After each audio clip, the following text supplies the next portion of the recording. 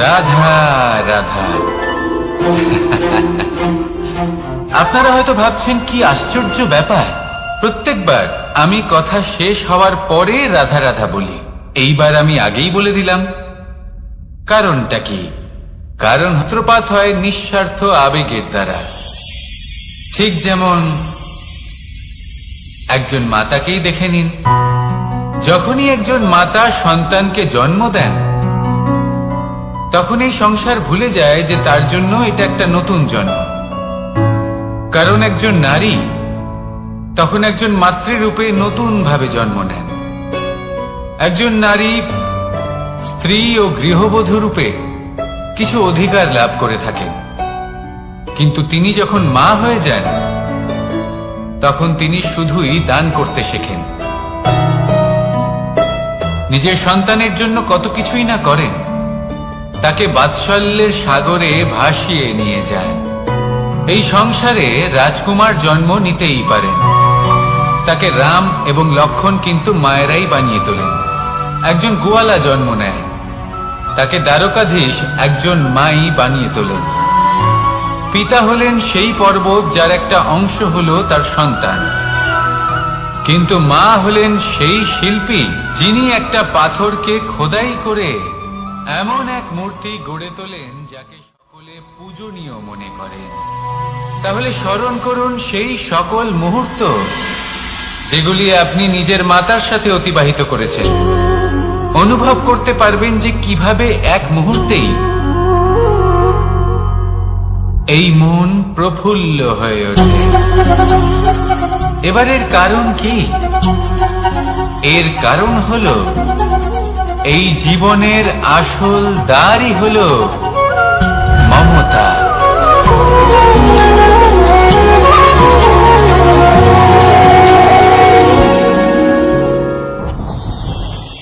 যত শক্তিশালী এই মন, তত শক্তিশালী এই শরীরও। সারথি শক্তিহীন হয়, দুর্বল হয়, তাহলে এই রথের কি হবে? এটা উচিত পথে চলতে পারবে না, উচিত গতিতে চলতে পারবে না, মন মতো স্থানে এটা পৌঁছতেও পারবে না।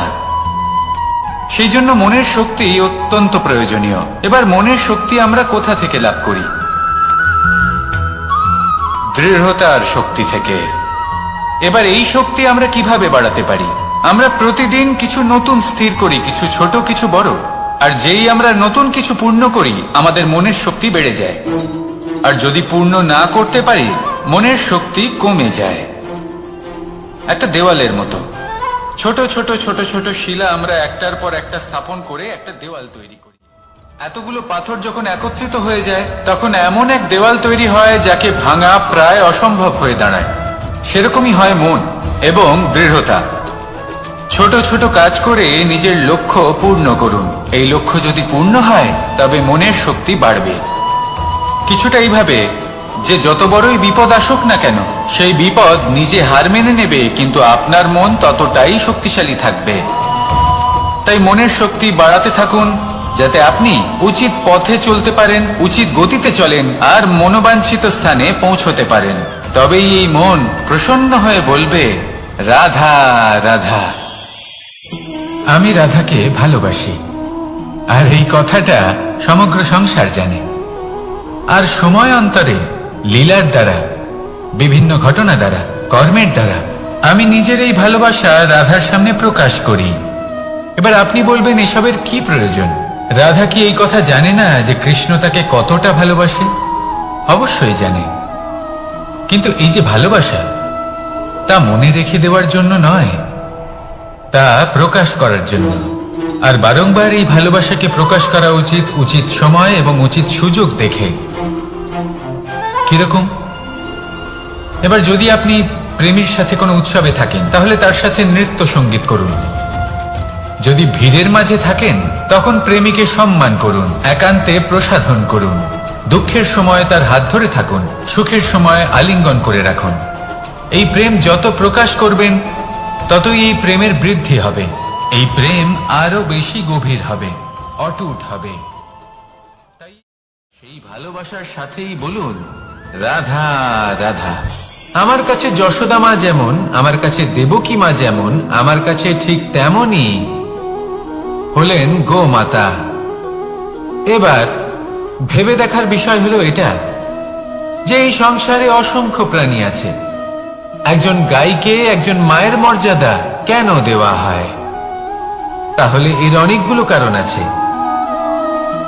এই গাই অর্থাৎ গোমাতা, এনারা হলেন অত্যন্ত শান্ত, শান্তি প্রিয়, কখনো কারোর কোনো ক্ষতি করতেই পারেন না।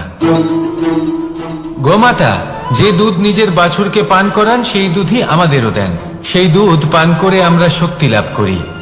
এই দুধ থেকে আমরা মাখন, ঘি, পায়েস এইসব সুস্বাদু খাবার লাভ করি।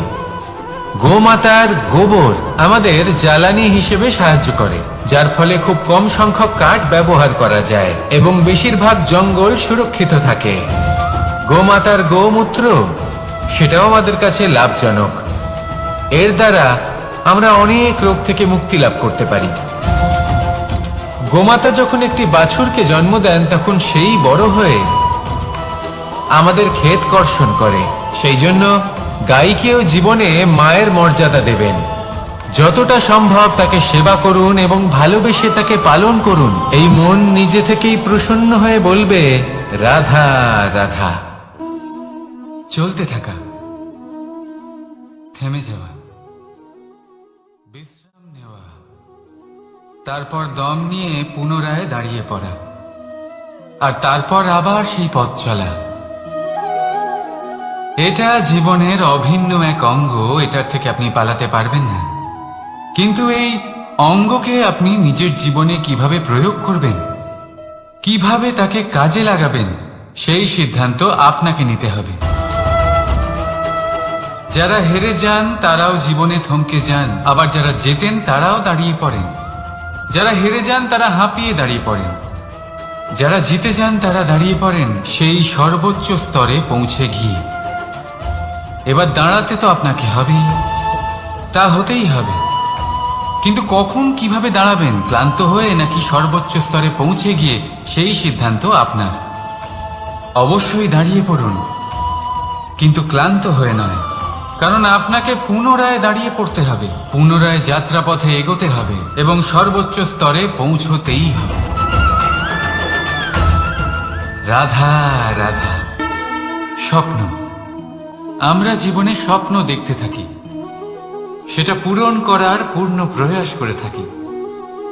কিন্তু এই স্বপ্ন পূরণ না হওয়ার পরিস্থিতিতে আমরা ভেঙে পড়ি, ছিন্ন বিচ্ছিন্ন হই।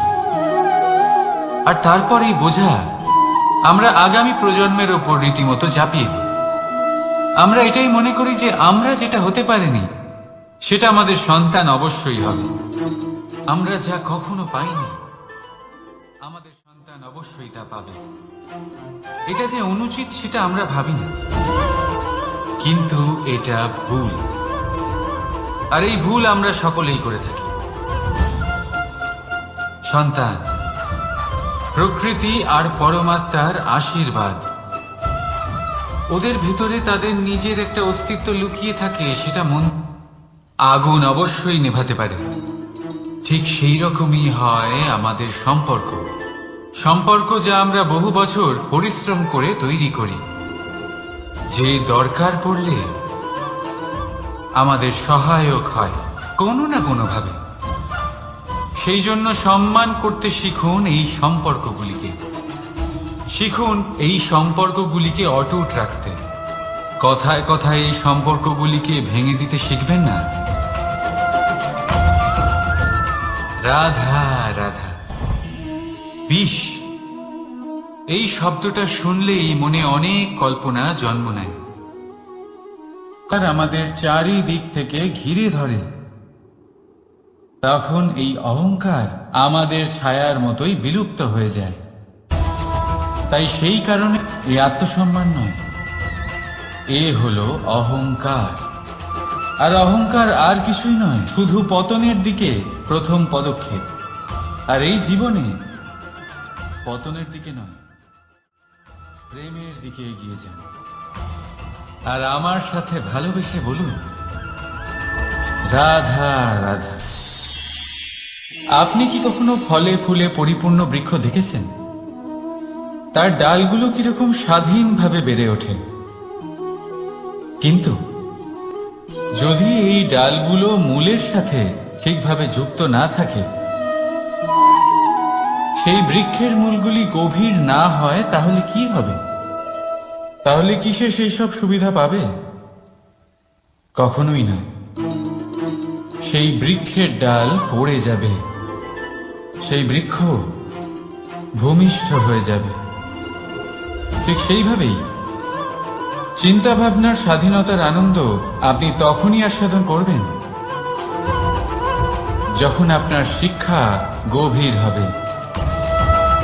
তাই স্বাধীন থাকুন দৃষ্টিভঙ্গিতে, কিন্তু যুক্ত থাকুন শিক্ষার সাথে। রাধা রাধা। সমাজ, আমরা এই সমাজে বাস করি আর বহুবার একটা গুরুত্বপূর্ণ কথা ভুলে যাই। এই সমাজ আমরা সকলে মিলে তৈরি করি। সমস্ত সময় কাটিয়ে দিই এইটা ভাবতে ভাবতে যে এই সমাজ কি ভাববে, আমার কি করা উচিত, আমার কি ভাবা উচিত, কি পড়া উচিত।